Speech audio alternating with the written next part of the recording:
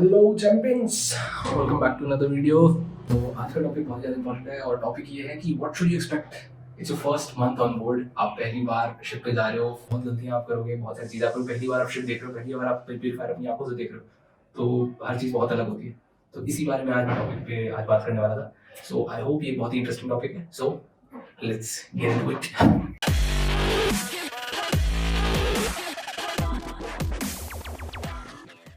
तो सबसे पहली चीज़ तो शिप, बहुत कुछ आपका एक्सपीरियंस डिपेंड करता है दो चीज़ों पे, कि आपका शिप जो है वो कितना ज़्यादा पुराना है, इट्स 2000 बिल्ट और इट्स 2018 बिल्ट, या और दूसरी चीज़ इस पर डिपेंड करता है कि क्रू मेंबर्स जो है वो कैसे हैं। क्या क्रू मेंबर्स आपके बहुत ज़्यादा स्ट्रेसफुल हैं या फिर वो बहुत चिल करना, पार्टी करना, खुश रहना पसंद करते हैं। इन दोनों चीज़ पे आपका बहुत ज़्यादा चीज़ें डिपेंड करती हैं। एक चीज़, क्योंकि अगर आपका शिप बहुत पुराना है तो the amount of physical work will be more, आप सीखोगे भी ज़्यादा लेकिन फिजिकल वर्क भी ज़्यादा होगा। अगर आप एक बहुत नए शिप पे जाते हो तो आप सीखोगे कम, क्योंकि प्लान मेंटेनेंस होगा, बहुत कम मेंटेनेंस होगा, बट डॉक्यूमेंटेशन बहुत ज़्यादा हो जाएगा, पेपर वर्क बहुत ज़्यादा हो जाएगा, और आपको थोड़ा रेस्ट आवर्स भी और मिल जाएंगे, आपको अपनी हॉबीज़ थोड़ी प्रैक्टिस करने का टाइम मिल जाएगा। मूविंग ऑन, जो दूसरी चीज़ बहुत ज़्यादा इंपॉर्टेंट हो जाती है इज़ कि आपका यहाँ पे रिस्पॉन्सिबिलिटी सबसे पहली जो आपके हाथ में दे दी जाएगी when you go on board is sounding. Sounding आपको दे दिया जाएगा, वो बोला जाएगा कि जितनी भी रिस्पॉन्सिबिलिटी साउंडिंग के अराउंड है वो आपको करनी होगी। पर अब आपका काम है कि साउंडिंग इनफैक्ट कोई भी चीज़ जब आप कर रहे हो तो अब आपका काम वहाँ पे हो जाता है बहुत ही ज़्यादा ऑब्जर्वेंट रहना। आपका काम है वहाँ पे सेकंड इंजीनियर को, फोर्थ इंजीनियर को, चीफ इंजीनियर को ऑन अ डेली बेसिस देखना कि वो लॉग बुक्स हो गया, साउंडिंग हो गया, वो साउंडिंग ले रहे हैं तो क्यों ले रहे हैं, वो पेपर वर्क कर रहे हैं तो उस पेपर वर्क के पीछे वो क्या कर रहे हैं, ECR में जो कंप्यूटर है उस कंप्यूटर में कौन से प्लान मेंटेनेंसेस हो रहे हैं, कैसे उसको अपडेट किया जा रहा है, क्यों अपडेट किया जा रहा है, आने वाले वीक्स में क्या काम होने वाला है। ये सारी चीज़ें आपको तभी पता चलेंगी जब आप ऑब्जर्वेंट होंगे। नाउ मूविंग ऑन, आपका एक और काम बहुत यही इसी वजह से इंपॉर्टेंट हो जाता है, डेली डायरी मेंटेन करना, एक डेली पॉकेट डायरी जिसमें आप अपना डेली का टास्क लिख रहे हो, सो दैट यू कैन मेंटेन कि आपको फोर्थ इंजीनियर के थ्रू, सेकंड इंजीनियर के थ्रू, चीफ इंजीनियर के थ्रू, इन सब लोगों ने कि आपको क्या रिस्पॉन्सिबिलिटीज़, क्या काम दिए हैं। अगर आपको दिन में 6 काम दिए गए हैं तो आपका काम है, it is your responsibility to finish all दो 6 टास्क। अगर आप 5 टास्क कंप्लीट करते हो और एक नहीं कंप्लीट करते हो तो somebody is going to come to you and tell you क्यों नहीं किया भाई तो ये नहीं चाहते हो आप। तो इस वजह से बहुत इंपॉर्टेंट हो जाता है एक छोटी पॉकेट डायरी मेंटेन करना, जिसमें आप अपने दिन के काम लिख सकते हो, वीकली काम लिख सकते हो, कोई भी इंपॉर्टेंट चीज़ लिख सकते हो for that matter. Now moving on again, तीसरी चीज़ जो मुझे लगता है बहुत इंपॉर्टेंट है is to remain punctual. It is very important to remain punctual, specially जब आप डेक पे और इंजन रूम में काम कर रहे होते हो, क्योंकि बहुत सारे लोग आपके आसपास काम कर रहे हैं, ऑलमोस्ट 6-7 लोग आपके आसपास काम कर रहे हैं, और वो सारे लोग देख रहे हैं। सुबह अगर 6 बजे सबको पहुंचना है, सुबह अगर 8 बजे सबको इंजन रूम में पहुंचना है, तो एवरीबडी इज़ वॉचिंग। अगर फिफ्थ इंजीनियर लेट आता है तो एवरीबडी इज़ ऑब्जर्विंग दैट। अगर फिफ्थ इंजीनियर 1 घंटा एक्स्ट्रा काम करता है, nobody is going to observe that. But अगर फिफ्थ इंजीनियर 10 मिनट लेट आएगा, सब लोग उस चीज़ को देखेंगे। तो इट इज़ वेरी, और उसी से आपका इंप्रेशन क्रिएट होगा कि आप अपने काम के लिए कितने पंक्चुअल हैं, कितने सिंसियर हैं, और उसी हिसाब से आपको रिस्पॉन्सिबिलिटीज़ दी जाएंगी। अगर आप पंक्चुअल नहीं दिखोगे तो आपको रिस्पॉन्सिबिलिटीज़ दी भी नहीं जाएंगी। 1-2 बार ऐसा हुआ था कि मैं लेट था अपने काम पे, जिसकी वजह से मुझे सेकंड इंजीनियर ने बड़े प्यार से बात बताई कि आपकी एक्सपेक्टेशंस, आपकी रिस्पॉन्सिबिलिटीज़ चेंज हो जाएगी अगर आप बहुत बार लेट होते हो। नाउ जो फोर्थ पॉइंट बहुत ज़्यादा इंपॉर्टेंट है जो मुझे लगा वॉज कि स्टार्टिंग से ही, पहले मंथ से ही, पहले वीक से ही आपका काम है क्वेश्चंस पूछना। स्टार्टिंग में मैं आपको एडवाइस करूँगा कि आप मोटरमैन और ऑयलर्स से, जो मैकेनिक्स हैं जो आपके नीचे काम कर रहे होते हैं, फोर्थ इंजीनियर के अंडर काम कर रहे होते हैं, उनके पास जाओ, उनसे आप सवाल पूछो, उनसे पूछो बेसिक राउंड्स कैसे लेते हैं, क्या प्रेशर्स देखना इंपॉर्टेंट है, कौन से टेम्परेचर्स देखना इंपॉर्टेंट है, और चीज़ें ऑब्जर्व करो, हर एक चीज़ को ऑब्जर्व करो, और वो ऑब्जर्व वाली जो चीज़ें आपने ऑब्जर्व की है वो मोटरमैन से पूछो। आप सीधे अपने क्वेश्चन सेकंड इंजीनियर के पास नहीं ले जा पाओगे। सेकंड इंजीनियर के पास बहुत सारी रिस्पॉन्सिबिलिटीज़ होंगी, वो आपको हर चीज़ नहीं समझा पाएगा। बट मोटरमैन, ऑयलर, ये वो लोग हैं जो आपकी बहुत ज़्यादा हेल्प कर सकते हैं, क्योंकि इनके पास भी 4-5-10 साल का एक्सपीरियंस होता है और इनको आपसे बहुत ज़्यादा, कई गुना ज़्यादा नॉलेज होती है। Now moving on, the next thing which comes very important is आपको ऑब्जर्व करनी है क्या ऑपरेशंस हो रहे हैं दिन में। मैनूवरिंग अगर हो रही है, मैनूवरिंग मतलब अगर कोई शिप पोर्ट के पास जा रहा है, तो वहाँ पे क्या चीज़ें हैं, कौन सी रिस्पॉन्सिबिलिटीज़ हैं जो थर्ड इंजीनियर ले रहा है, कौन सी रिस्पॉन्सिबिलिटीज़ जो सेकंड इंजीनियर ले रहा है, चीफ इंजीनियर क्या कर रहा है। It is your responsibility to see कि मैनूवरिंग के टाइम में, स्पेशल ऑपरेशंस जब हो रहे हैं, जब शिप पोर्ट पे आ रहा है तो क्या हो रहा है। तो 2-3 हफ्ते आपको शिप पे हो जाए, आपको समझ में आ जाए। पहला दिन तो बहुत ज़्यादा ओवरवेलमिंग होगा आपके लिए, 1 वीक आपके लिए बहुत ओवरवेलमिंग होगा। आप नई चीज़ देख रहे हो, नई दुनिया देख रहे हो, आपके लिए सब कुछ बहुत डिफरेंट होगा।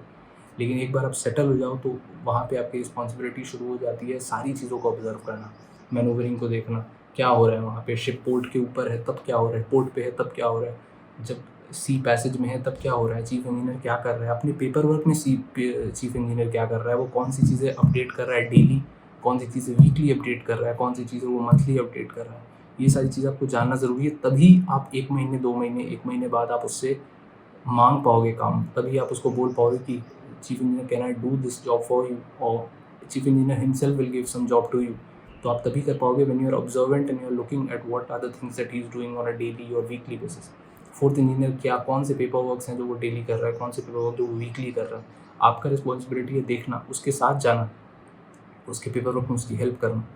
2-3 वीक के बाद आपको आइडिया लग जाएगा कि वो कौन से काम कर रहा है। अगर आप अपने आप को बंद कर लोगे, अगर आप नहीं ऑब्जर्व करोगे कि लोग क्या कर रहे हैं, तो महीनों बीत जाएंगे और आप सीख नहीं पाओगे चीज़ें। पर यहाँ पे आपका ऑब्जर्व करना बहुत इंपॉर्टेंट हो जाता है। नाउ मूविंग ऑन, जो नेक्स्ट चीज़ बहुत ज़्यादा इंपॉर्टेंट हो जाती है वो है कि जितने भी आपको प्रॉब्लम्स हो रही हैं शिप पे, जो भी प्रॉब्लम्स आप फेस कर रहे हो, उन प्रॉब्लम्स को आप अपने फ्रेंड्स के साथ शेयर करो, ऑडियो मैसेजेस के थ्रू कनेक्ट करो और उनसे उनसे क्वेश्चन पूछो कि यार इसका सोल्यूशन मैं क्या कर सकता हूँ। आपके बैचमेट्स होंगे जो अलग अलग कंपनी में अलग अलग शिप्स पे होंगे, उनसे पूछो कि यार ये प्रॉब्लम हो रही है, how to solve this, what is the solution to this problem, what is the solution to soundings और एनी काइंड ऑफ थिंग।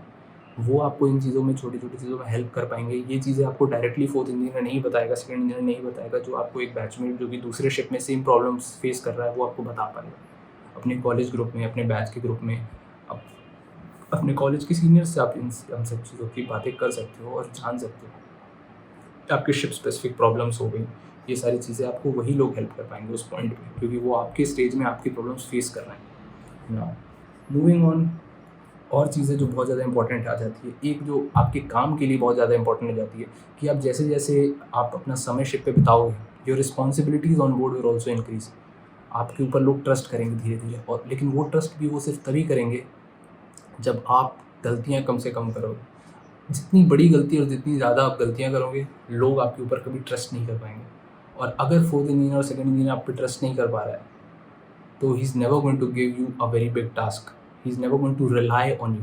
तो इस वजह से अब काम में बहुत सोच समझ के काम करना, काम करने से पहले 2 बार पूछ लेना, ये सब चीज़ें बहुत इंपॉर्टेंट हो जाती हैं। गलती करने से बेटर है कि आप पूछ लो, सो दैट क्योंकि आप गलती नहीं कर रहे हो तो he is going to trust you, he is going to trust you way more. That is very important. Moving on, next thing जो कि काफ़ी इंपॉर्टेंट हो जाती है आपके काम से रिलेटेड फिर से, वो है लाइंस को ट्रेस करना। जितनी भी लाइंस है, वो एक लूब ऑयल लाइन हो या फिर sludge line, the bilge line, the sea water line, especially the sea water, bilge line and sludge line, these are very important lines जो कि as a fourth engineer, as a fifth engineer you should be well aware कि कौन से valves कहाँ पे हैं, किस valve को कितना खोलने से क्या होगा, कोई टैंक कितना बड़ा है, उसमें टेम्परेचर कितना होता है, what is the temperature that is maintained in that tank, how do you have to transfer sludge or bilge from one tank to another। ये सारी चीज़ें it is very important for a fifth engineer to understand, especially the sea water line as well। आप सी water के साथ बहुत सारे manipulations करोगे, बैलिस्ट pumps, बैलिस्टिंग के साथ बहुत सारे मैनिपुलेशंस करोगे, fire and GS and fire and bilge pump के साथ बहुत सारे मैनिपुलेशन करोगे। तो it's very important to know all these lines. और इन लाइन्स को जानने के लिए इट्स नॉट दैट आप ऊपर से देख लो कि ये लाइन्स, अच्छा ठीक है आपने डायग्राम देख लिया, नो, वो आपको कभी ना कभी बहुत भारी पड़ेगा। इट्स वे बेटर कि आप पहले वीक में या दूसरे वीक में आप नीचे जाइए, सी वाटर लाइन में जाइए, go below the bottom platform on the tank top and trace the entire line physically। वो आपकी बहुत हेल्प करेगा and will give you the confidence to manipulate the walls, to open and close the walls whenever you feel like, whenever it is needed। क्योंकि अगर आप ऊपर से walls देख लोगे, आपको कभी कॉन्फिडेंस नहीं आएगा कि आप वो काम कर पाओगे कि नहीं। इसलिए it's very important to go down and trace the entire line, take a torch, go down there, get your hands dirty and see the entire line yourself. वो आपको बहुत कॉन्फिडेंस देगा। Now moving on, something that is very important is, क्योंकि आप एक बहुत stressful environment में पहली बार जा रहे हो, आपको कोई आइडिया नहीं है कि क्या हो रहा है, शिप इतना बड़ा है, मशीनरीज इतनी बड़ी हैं, चीज़ें ख़राब हो रही हैं, you working 10 hours for the first time. तो it's very important to talk to your family and friends. It's very important to share what you're feeling, क्या गलतियाँ हो रही हैं, अपनी गर्लफ्रेंड से बात करिए, अपने पेरेंट्स से बात करिए, अपने दोस्तों से बात करिए।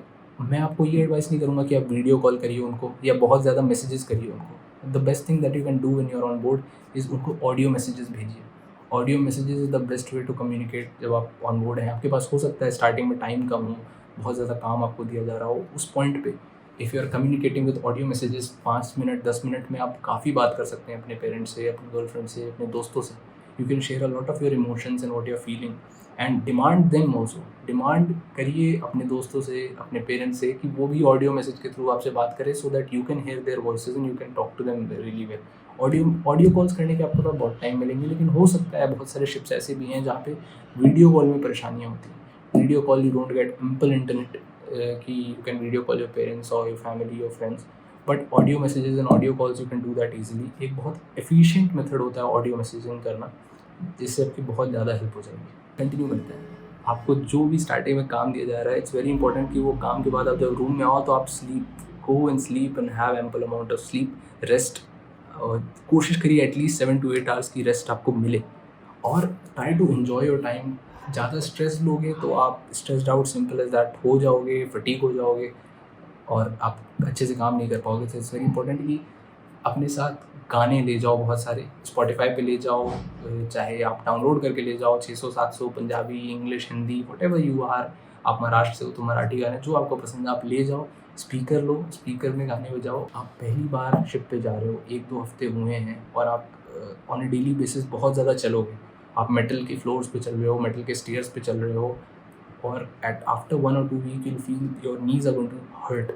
So to prevent that, it is very important कि आप नी पैड्स खरीद के ले जाना। जो आप नी पैड्स और हील के पैड्स, जो शूज़ के पास जो हील होता है, हील के जो पैड्स होते हैं, आप वो लेके जाओ और नी पैड्स लेके जाओ। That will help you and will reduce the amount of pain, क्योंकि स्टार्टिंग में आपके पैरों को आदत नहीं है मेटल फ्लोर पे चलने की, मेटल के स्टेयर्स पे बहुत ज़्यादा चलने की, तो वहाँ पे नी पैड्स जो हैं वो बहुत हेल्प करते हैं। मूविंग ऑन, जो नेक्स्ट चीज़ बहुत ज़्यादा इंपॉर्टेंट हो जाती है इज़ ईटिंग वेरी वेल।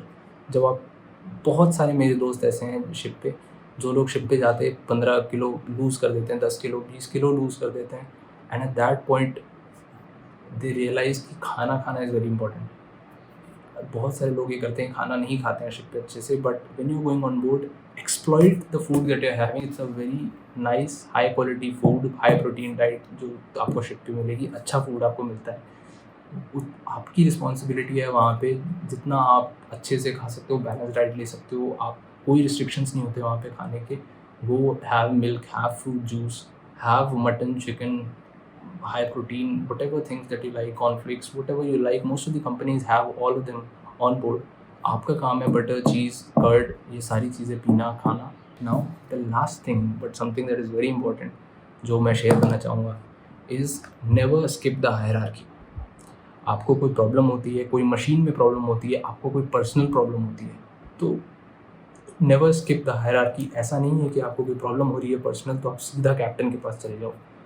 बहुत सारे लोग बहुत दुखी हो जाएंगे इस काम से। If you are having a problem, go to your second engineer, go to fourth engineer first, then जब फोर्थ इंजीनियर सुन ले, फोर्थ इंजीनियर बोले कि चीफ इंजीनियर के पास चले जाओ या सेकंड इंजीनियर के पास चले जाओ, then go to the chief engineer. If the chief engineer says go to the captain, then go to the captain. अगर आपको कोई प्रॉब्लम हो रही है, मान लीजिए आपके हाथ में दर्द है, चोट है और आप काम नहीं करना चाहते, and you directly go to the captain, that will upset a lot of people, and you don't want that when you are on board and it's your first और सेकंड और थर्ड वीक। इस वजह से बहुत ज़्यादा important हो जाता है कि हायरार्की को, कभी कोई मशीनरी ख़राब है, जनरेटर्स ख़राब है, थर्ड इंजीनियर की मशीनरी ख़राब है, तो it's very important to first go to the third engineer. Never skip the person and third engineer को छोड़ के आप सेकंड इंजीनियर के पास चले जाओगे, और या फिर थर्ड इंजीनियर की प्रॉब्लम आप चीफ इंजीनियर को सीधा बता दोगे, that will upset a lot of people, that will upset the third engineer a lot. So it's very important कि कभी हायरार्की को स्किप मत करिए आप, आपको फालतू का टेंशन मिलेगा। उससे अच्छा है कि इसको यूज़ करिए और अपनी बात रखिए एक्चुअल जो इम्पोर्टेंट है उस आदमी के सामने। So I think I will come of some help, so until then remain legend.